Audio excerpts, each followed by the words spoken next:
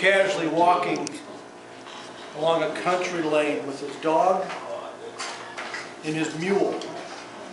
And suddenly, yeah, dog and his mule. Suddenly a speeding pickup truck went around the corner, knocked the man down, knocked the mule down, and the dog was in a ditch. The old man decided to sue the driver of the truck, seeking to recoup the cost of the damages.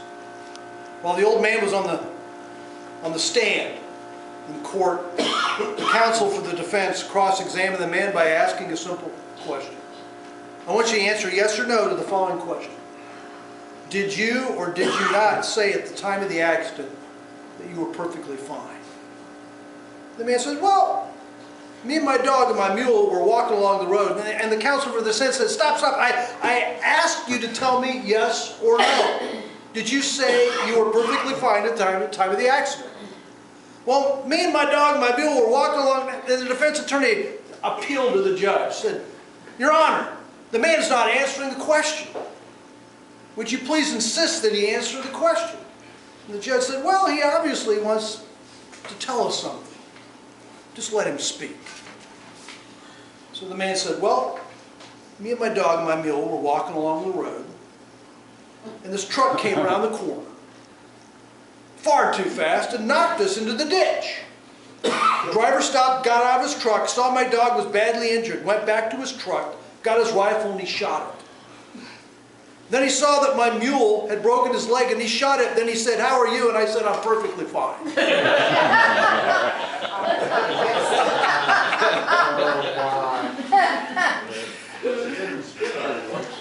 Yeah, context. Reality doesn't always seem as it is. Sometimes we think we know what's going on when we don't know what's going on.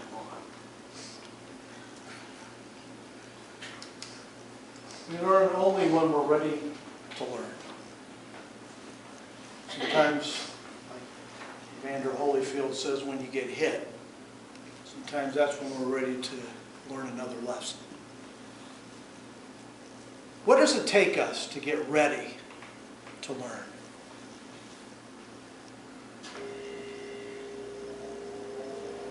In the 12 steps of AA, it's step 6. That's in the middle of all the steps. Step 6 is that I am entirely ready for God to look and to help me get rid of all my defects of character. It takes 5 steps to get to a readiness place. I remember reading that. I can't say that I've really struggled with alcohol. I've struggled with other things, and I've looked at the AA steps. Entirely ready. I remember coming to that step and saying, I don't know if I'm entirely ready. Entirely ready. What does it mean to be entirely ready? To learn, to change, to give up my defects of character. What's it take?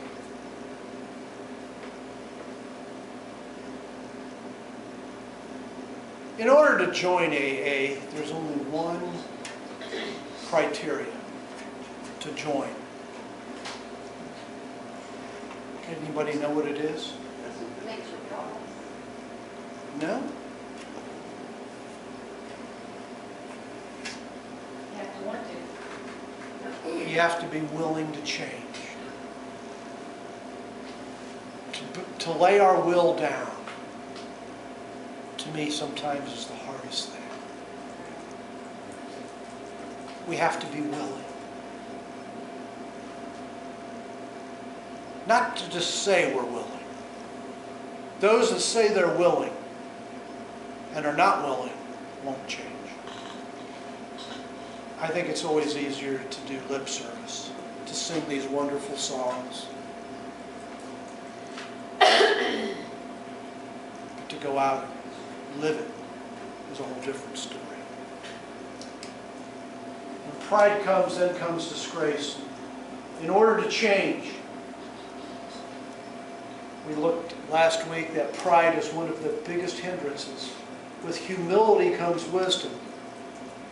Humility, a pliable spirit.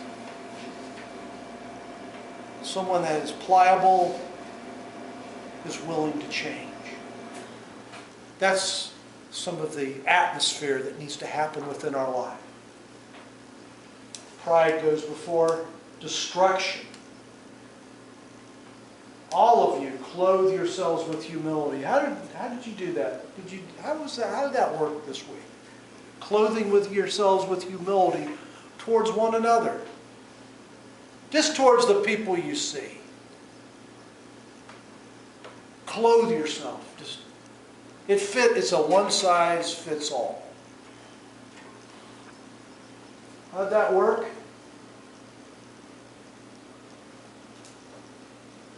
When I think about that, I think about yesterday. I was tired.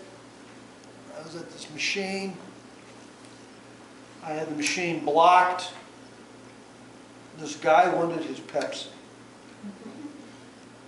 I mean, it's okay. But he didn't say boo, he just pushed through me to go to the machine. Didn't acknowledge me. I was a non-person in that moment. I didn't say anything. I just watched what he was doing, and he pushed the wrong button. But then he was able to correct himself. He figured out that keypad that he knew how to erase it. I just let him go, and he got his Pepsi, and he walked out.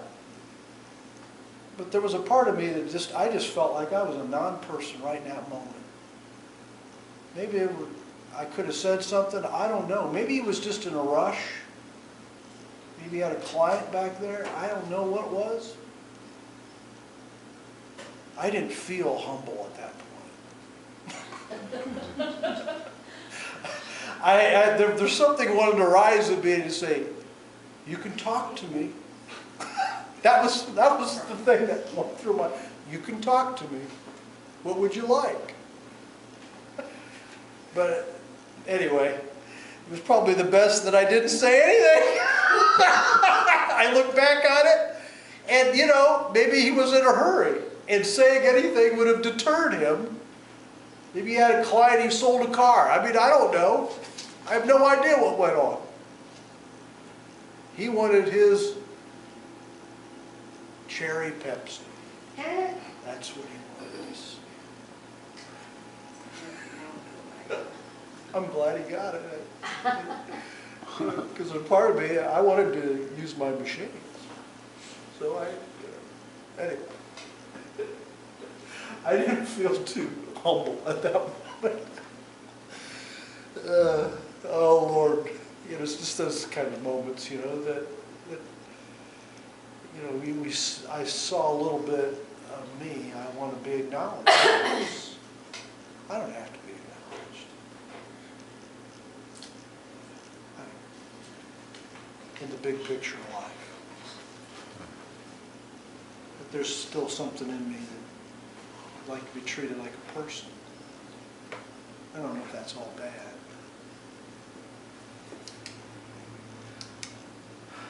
So here's the questions, and these are the hardest, some very hard questions. What went wrong? I think we can sometimes talk about that. Oh, this went wrong.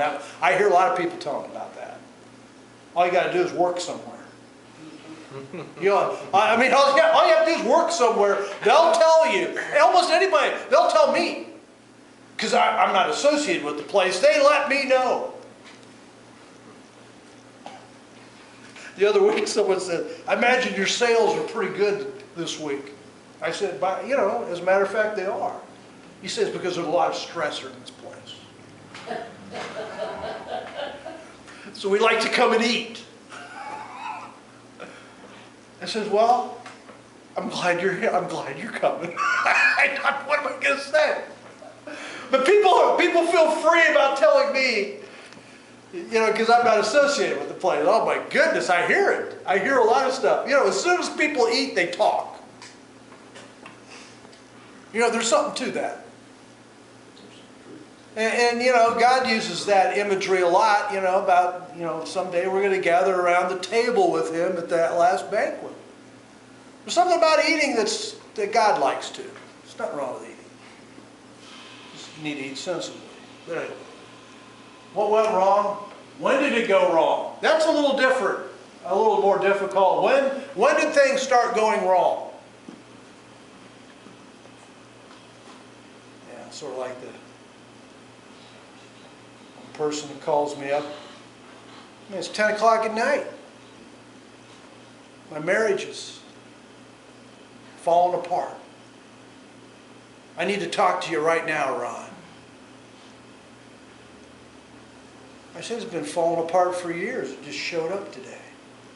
All right. When did it go wrong? It went wrong many years ago. I said, we're going to do better if we both sleep. Just go to bed. I'll see you in the morning. You can be all right? Well, yeah, I suppose you're right. I said, because this is going to be a process. This ain't a tweak. That's right. Ain't no tweak tonight.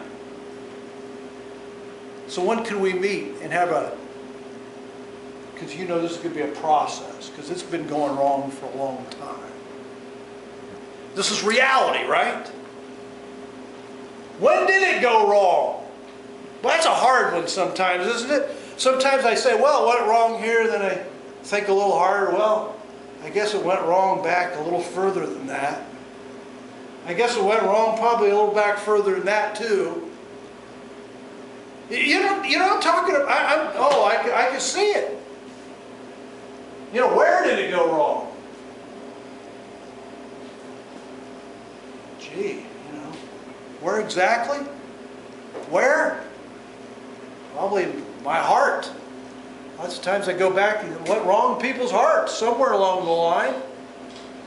How did I contribute to making it go wrong? And here's where a big switch happens.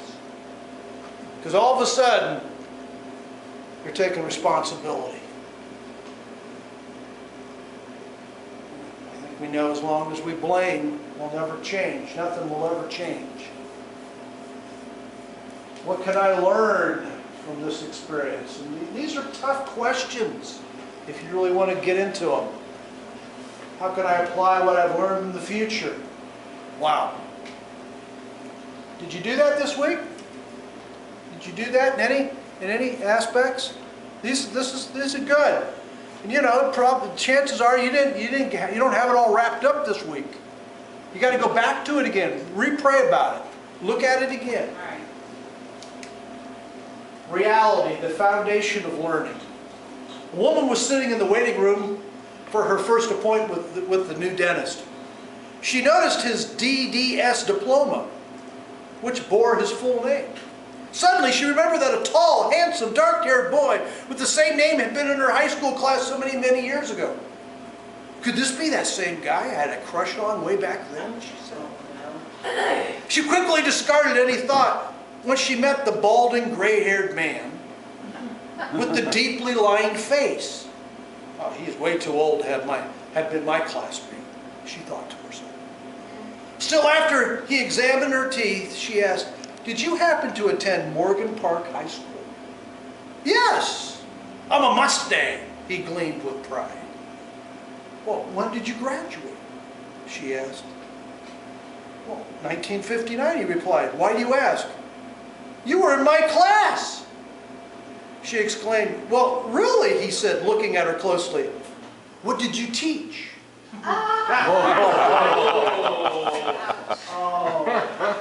Reality, the foundation of learning. Wow.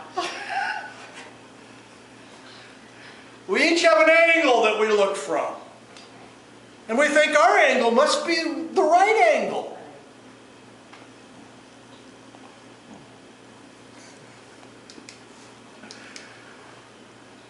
Maxwell says, as much as an escape from reality might give us temporary relief from our problems, the truth is it's easier to go from failure, and this is a huge statement. It's easier to go from failure to success than from excuses to success. Why is that? Do you believe that statement? It's easier to go from failure to success than excuses to success. Do you believe that?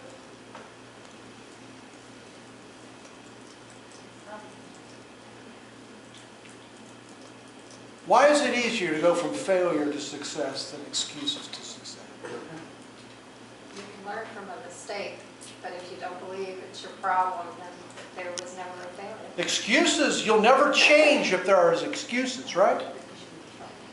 Because there's no change with excuses. But with failure, you can say, well, I made a mistake, this happened, this will change, I can do this. But excuses, you can never get off that road. Isn't that right? It's a startling comment.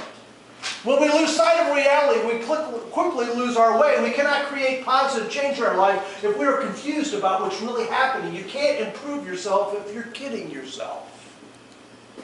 Boy, that's good stuff. That's right, John. Jesus said, he turned to the Jews who had claimed to believe in him, and he says, if you stick with this, living out what I tell you, you are my disciples. If we follow Jesus and his teaching, live it out, we'll be his disciples. A disciple is what? A follower, a learner, an understudy that takes on what their teacher asks of them. Okay, if live out what I tell you to live out, then you will experience for yourself the truth.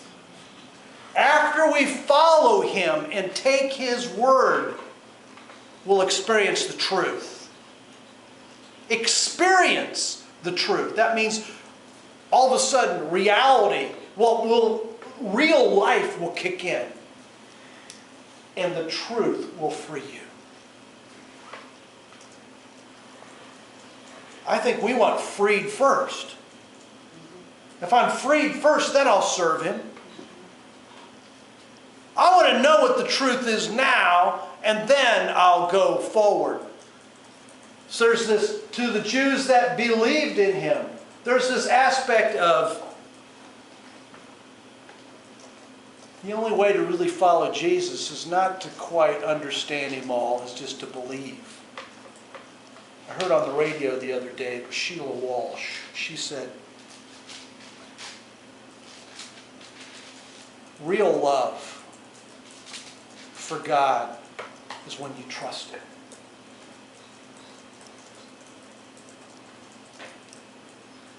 Love that's real is a love that trusts.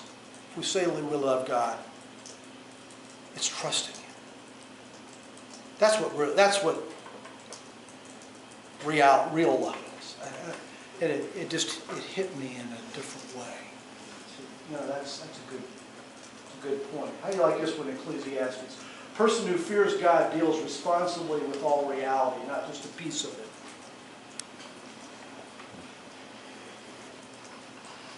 It's hard to deal with all reality.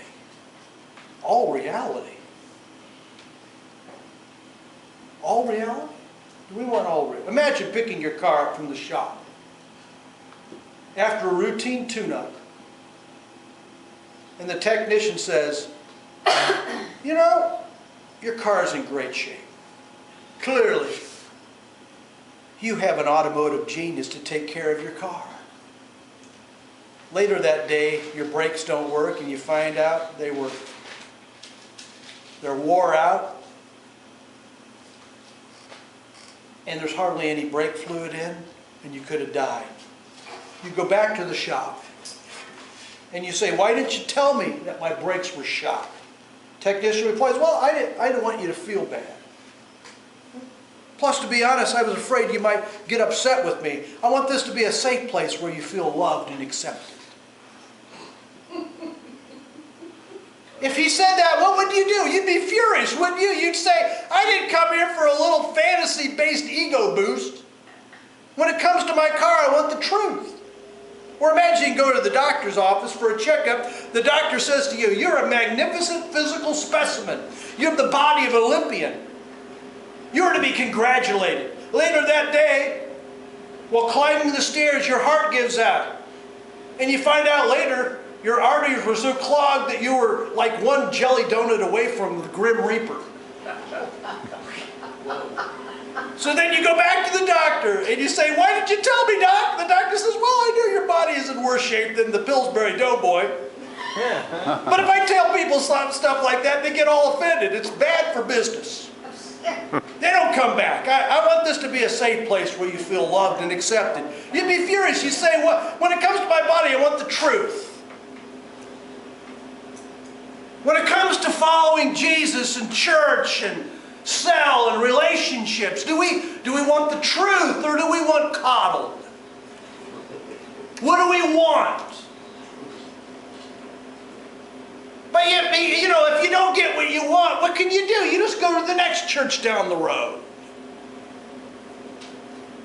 And you'll forget about it all. Because, you know, someone will accept you down there. All you got to do is find it. There's enough of them. There's enough flavors. Do we want to grow? Or do we want to be coddled? Do we want the truth? Or just we want a nice, I love you, I'm so glad you're here, and everything's beautiful about you. And you stay the same for the rest of your life.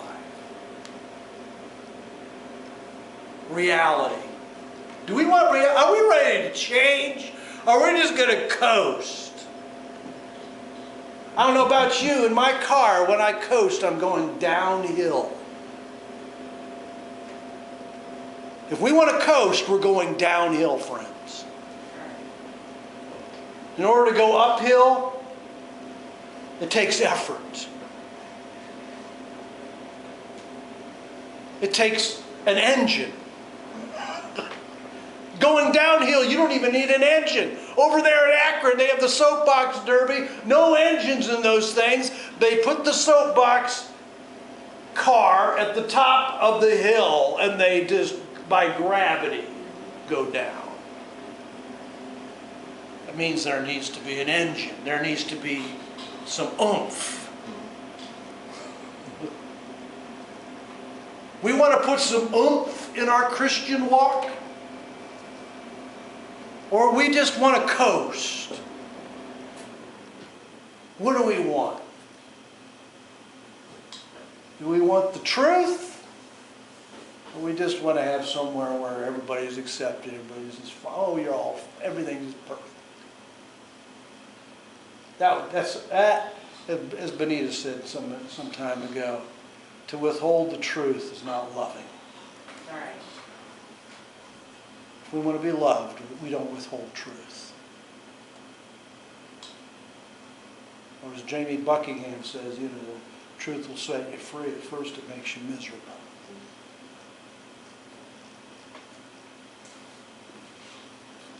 Person who fears God, lives responsibly with all reality.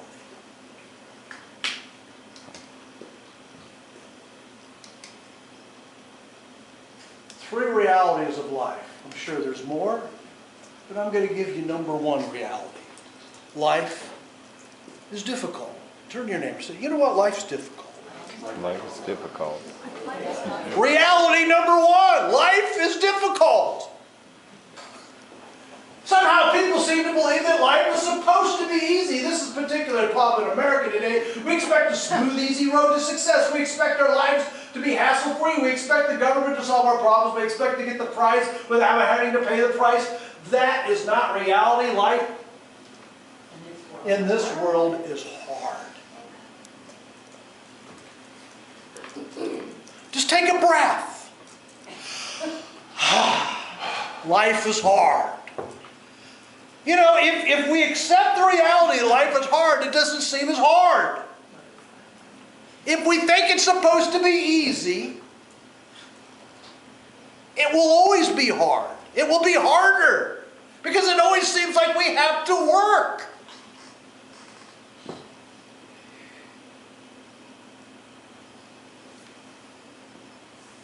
I didn't have to work very hard in high school. I got A's, B's, and occasional C. I didn't study worth a lick. I went to college. I still had this mindset that, well, I probably will need to study. I still didn't like it. I had to study in some ways, but I never studied hard. I'll just tell you. And I got some A's and B's and occasional C. Same thing. And I got a scholarship to the University of Northern Colorado in music. Full tuition scholarship. Well, I got out of the bubble of where I was and into this place where I had to study now. Music wasn't fun anymore for me. They expected me to work, to eat, sleep, and drink music.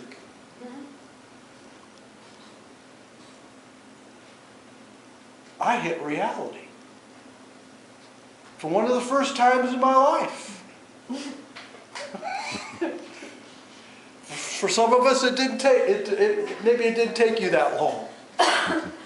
But for me, it took me to age 22 to hit reality.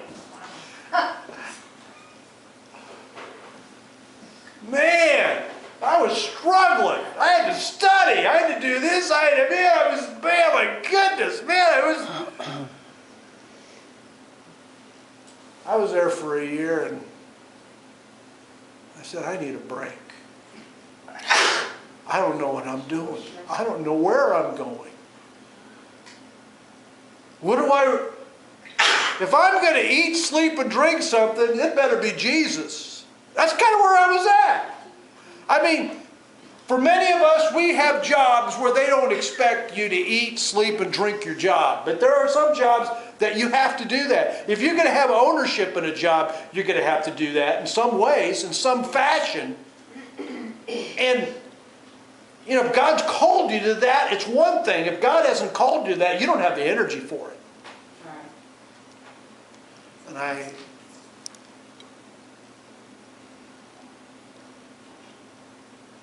But anyway, I had a small epiphany. This wasn't a major life change at this point. But I hit a significant bump on the road. That's for sure. Life is hard. Jesus said, I have told you all this so that you may have peace. Where? In me! You're supposed to find your peace in Jesus, friend.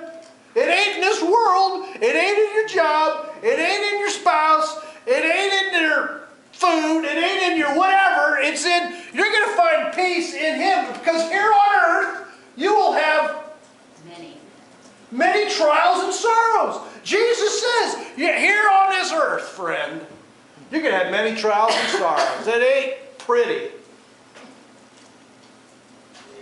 It's not, you're not supposed to coast.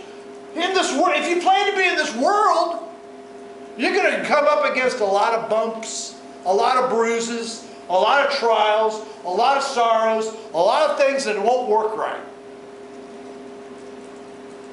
Life on this earth is difficult. But take heart, Jesus says, because what?